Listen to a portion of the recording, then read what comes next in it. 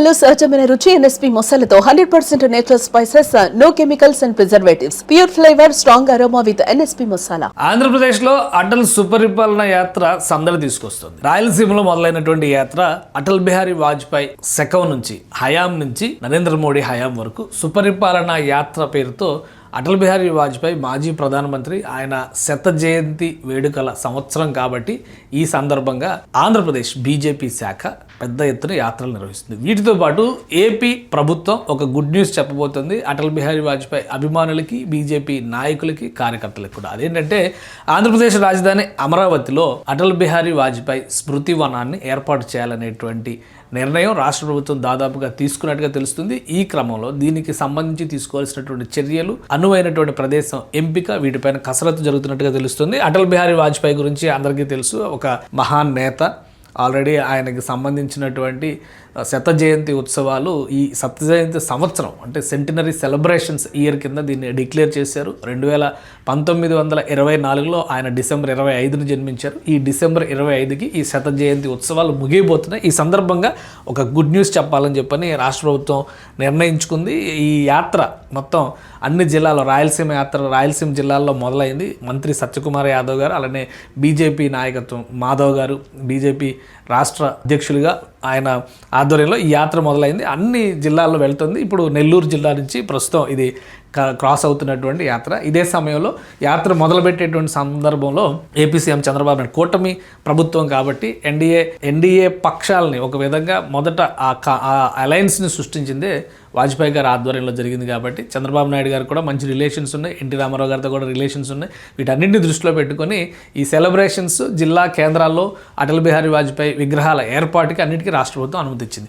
ఇప్పుడు అదే క్రమంలో ఆంధ్రప్రదేశ్లో కొత్తగా నిర్మాణం అవుతున్నటువంటి రాజధానిలో అటల్ బిహారీ వాజ్పేయి స్మృతి వనాన్ని ఏర్పాటు చేయాలని చెప్పి రాష్ట్ర ప్రభుత్వం డిసైడ్ చేసింది. ప్రధానంగా ఇక్కడ సీడ్ యాక్సిస్ రోడ్డుకి సంబంధించి, మొత్తం సీడ్ యాక్సిస్ రోడ్డు గురించి అందరికీ తెలుసు. ఇది మేజర్ జంక్షన్ పాయింట్ కాబోతుంది అమరావతి ప్రాంతంలో.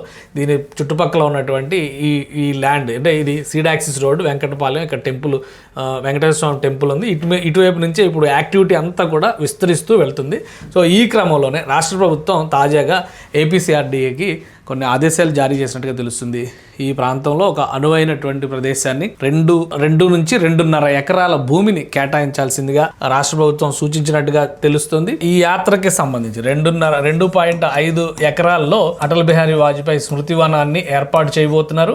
ఈ స్మృతి వనానికి సంబంధించినటువంటి ప్రణాళికని రెడీ చేయడం, అలానే మోస్ట్లీ మనకున్నటువంటి ఇన్ఫర్మేషన్ ప్రకారం చూస్తే ఈ వారం 10 రోజుల్లోనే భూమి పూజ చేసేటువంటి అవకాశం ఉంది. ఎందుకంటే డిసెంబర్ 25న ఆయన సెంటినరీ సెలబ్రేషన్స్ కంప్లీట్ అవుతున్నాయి.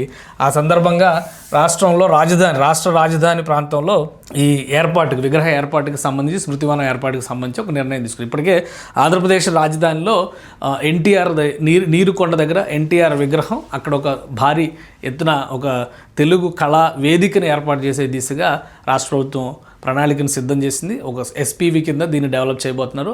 600 అడుగుల ఎత్తులో ఎన్టీ రామారావు విగ్రహం ఉండబోతుంది. అలానే డాక్టర్ బాబాసాహెబ్ అంబేద్కర్ రాజ్యాంగ నిర్మాత, ఆయనకి సంబంధించినటువంటి స్మృతి వనాన్ని అమరావతిలో అతిపెద్ద స్మృతి వనంగా డెవలప్ చేసిన అది ఒక రీసెర్చ్ సెంటర్గా మారేటువంటి అవకాశం ఉంది. గతంలోనే పనులు ప్రారంభమైన, అయితే ప్రభుత్వం మారిన తర్వాత వైసీపీ ప్రభుత్వం ఆ విగ్రహాన్ని తీసుకొచ్చి విజయవాడ సిటీలో పెట్టింది.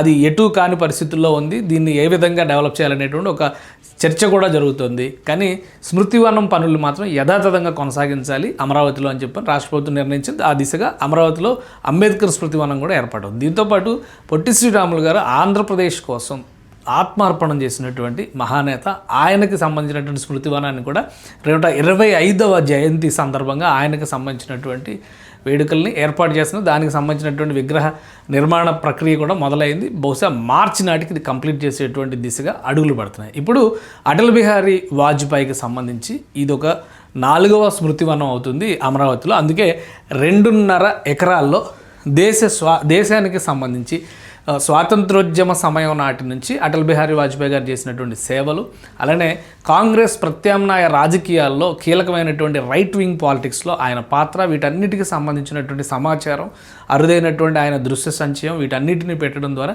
2.5 ఎకరాల్లో ఒక మంచి స్మృతివనాన్ని ఏర్పాటు చేయాలని రాష్ట్ర ప్రభుత్వం భావిస్తుంది. దీనికి సంబంధించిన డిజైన్లు, ఇతర అంశాలు కూడా అతి త్వరలో బయటికి రానున్నాయి. ఎందుకంటే డిసెంబర్ 25కి ఈ 100 ఏళ్ల జయంతి వేడుకలకి ముగింపు ప్రస్థానం పలకబోతున్నారు. కాబట్టి ఆ లోగా ల్యాండ్ని డిసైడ్ చేసి రాష్ట్ర ప్రభుత్వం బహుశా క్యాబినెట్ మీటింగ్లో కూడా దీన్ని అప్రూవల్ చేయాల్సి ఉంటుంది. కాబట్టి వీలైనంత వేగంగా ఈ ప్రొసీజర్ కంప్లీట్ చేస్తే వీలైనంత తొందరగా ఈ నిర్మాణ పనులకు సంబంధించినటువంటి ప్రక్రియను కూడా ప్రారంభించాలని భావిస్తుంది. కూటమి ప్రభుత్వం ఆంధ్రప్రదేశ్లో ఉంది, అలానే కేంద్రంలో కూడా కూటమి నాయకత్వమే ఉంది. కాబట్టి అటల్ బిహారీ వాజ్పేయికి సముచితమైనటువంటి నివాళిచ్చేటువంటి వేదిక అవుతుంది ఇది అనేటువంటి ఆలోచనతో రాష్ట్ర ప్రభుత్వం ఉన్నట్టుగా తెలుస్తుంది. సుమన్ టీవీలో మీ పర్సనల్ అండ్ బిజినెస్ ప్రమోషన్స్ కోసం కింది నెంబర్కి కాంటాక్ట్ చేయండి.